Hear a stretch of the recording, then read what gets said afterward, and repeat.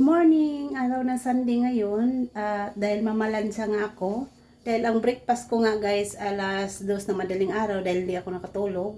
Kaya nag-breakfast ako ng alas 2, tapos nakatulog ako pagkatapos. Ngayon, dahil alas 9 na, need ko nang kumain ng kanin bago ako mag-start ng plancha para tuloy-tuloy na. At ito pala ang kakainin ko. Ito na yung breakfast tanghalian ko na kasi 9 na dahil kumain nga ako ng madaling araw ng kanin, tinapay at saka kopi. Ito po ang pagkain ko ngayon. Yung sobra ko kahapon, dala ko, putsero yata ito. Tapos, hinati ko to kagabi yung kalahati, ngayon naman ang kalahati. Tapos, mayroon tayong rice at saka isang itlog. Tapos, tayo ay magko-coffee. Yan, coffee tayo para hindi tayo antukin sa ating pagpamalansya.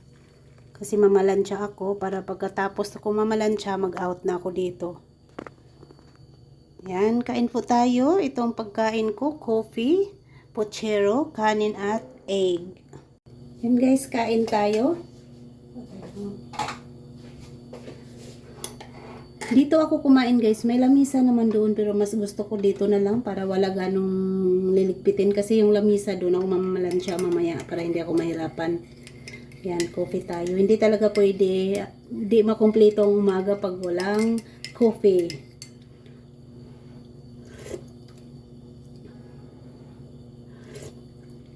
Ano ito guys, yung isang kalahating 3 in 1 tapos isang sachet na yung Nescafe stick para medyo matapang-tapang konti. Yan, kain tayo. Itong pagkain ko diretso tanghalian na to dahil 9 na naman.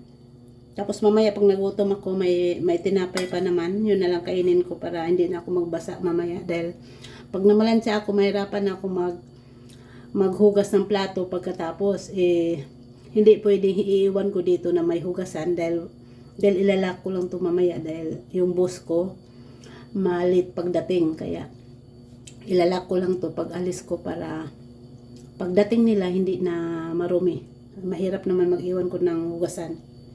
At umalis lang kasi saglit sila ng boss ko tapos sabi kung wala pa sila, alis na lang ako at ilalak ko na lang yung room.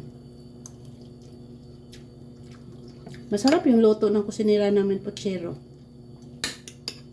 Ano to, nirep ko tapos kaninang ngayong pagsaing ko sa rice cooker, nilagay ko siya para lumambot, luminit. Sunday pala ngayon. Mamaya na lang akong gabi dadaan ng simba dahil kailangan kong madaliin ang trabaho ko ngayon kasi nga magkita kami ng pamangkin ko mamaya, si Kring Kring at saka si Jingjing.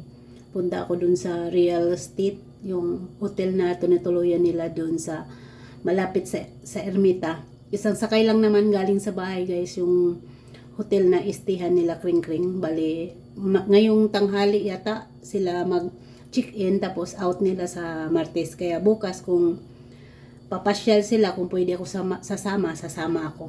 Kasi ang paalam ko sa amo ko, out ko ngayon tapos babalik ako Martes na. Pahinga man tayo sa araw.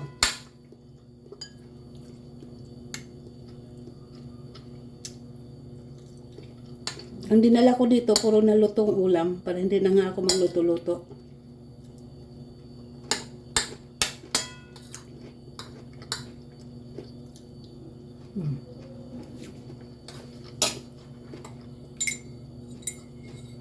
Nagsaing lang din ako, konti lang, sa kainan lang.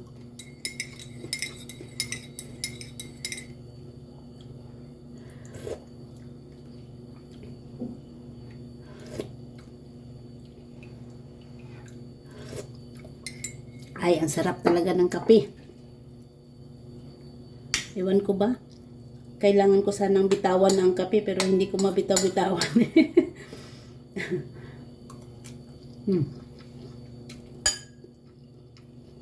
Yung putsero na to guys, halo baboy at saka baka. Kaya masarap siya. Mayroon pang saging. Yung kusinera namin masarap magluto. Doon kasi sa amo namin, maraming pagkain. Kaya pag dito ako papadala sa kondo, talagang naglalagay na ako sa Tupperware ng mga luto na para hindi na ako magluto-luto dito. Kasi disturbo pa pag nagmamadali ka sa trabaho mo.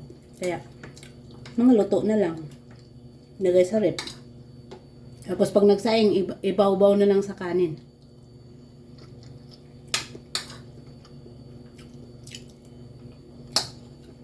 Meron pa tayong itlog.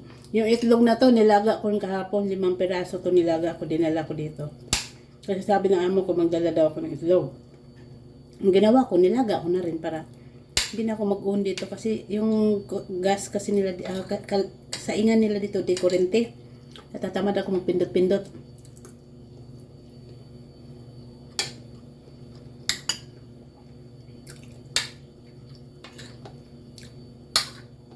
Yan, kain muna tayo guys ha. Kailangan nating magpakabusog dahil sasabak tayo sa plantsahin. Medyo marami-rami yung plantsahin ko ngayon. Kaya kailangan ko bilisan to para makaumpisa na ako para maka-out ng maaga. Sana maka-out ako ng 4 para alas 5 na sa bahay na ako. Para pupunta agad ako sa hotel. Isang sakay lang naman sa bahay. Okay guys, thank you for watching. See you sa aking next vlog. Bye-bye. Happy Sunday sa ating lahat and God bless you all.